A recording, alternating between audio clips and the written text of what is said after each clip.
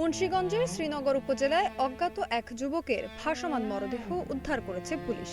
22 জানুয়ারি বেলা 11টার দিকে উপজেলার হাসারা ইউনিয়নের 5 নম্বর ওয়ার্ডে আব্দুল আলিমের বাড়ি সংলগ্ন হাইওয়ে সড়কের একটি ব্রিজের পাশের ডোবা থেকে মরদেহটি উদ্ধার করা হয়। নিহত যুবকের বয়স আনুমানিক 28 বছর বলে ধারণা করছে পুলিশ।